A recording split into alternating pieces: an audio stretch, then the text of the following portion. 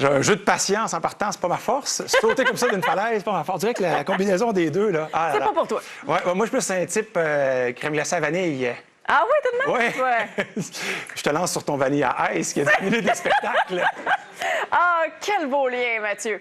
voulez-vous? Effectivement, Vanilla Ice, qui devait être en spectacle pour la Journée de l'indépendance au Texas, donc 4 juillet, et il a annoncé que ce spectacle-là doit être annulé. Alors, ce qu'il dit, Vanilla Ice, pour expliquer l'annulation, c'est qu'il n'avait pas pris conscience là, que la pandémie au Texas était en pleine recrudescence, que les cas étaient en train d'exploser depuis les dernières semaines. Et ce qu'il dit, c'est que c'est pour ça là, que les gens... ce serait par sécurité pour ses fans là, qu'il voudrait annuler le spectacle. Ce que Vanilla Ice ne dit pas, c'est qu'il y a 2500 billets qui avaient été mis en vente pour ce spectacle-là. Les prix variaient de 25 à 300 $. Et sur 2500 billets disponibles, il y en a vendu combien?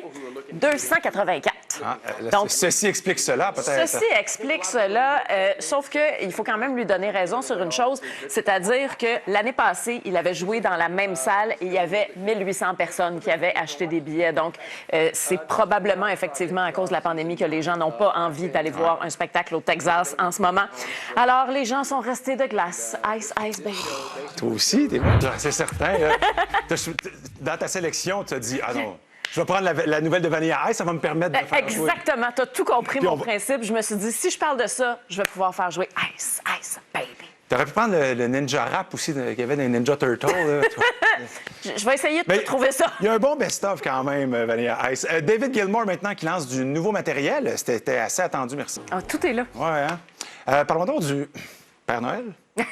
Je vais te parler du oui, en village ces temps de du Père canicule. Noël. Oui, village du Père Noël dans les Laurentides qui a ouvert en 1900. C'est immunisé, hein? Fait que je ne sais pas qu'est-ce qu'il y en est pour le Père Noël. Il n'y a pas eu de... Mais non, écoute, ils ont 467 et 464 ans, Père Noël et Mère Noël. Là, tu viens pas avec ça. On va garder nos distances, tu as raison. On va être prudent. Parle-moi des spectacles Musipark, qui, évidemment, ça, c'est carrément né de la pandémie. Là. Ça se porte bien. Hein? Oui, alors, dans les Musiparks, qu'est-ce qu'il y a au programme ce soir? On vous a préparé un tableau pour que vous puissiez regarder.